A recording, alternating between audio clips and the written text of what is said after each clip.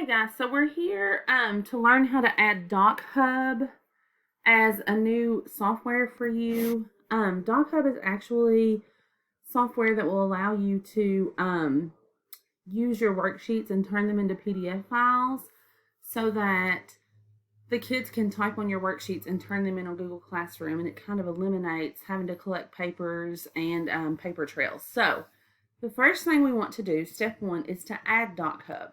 So in order to add it, you're just going to come up to your bar, type in DocHub, okay?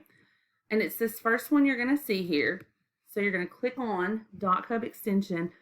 And I always sign in or sign up with Google because it automatically remembers you. It knows who you are.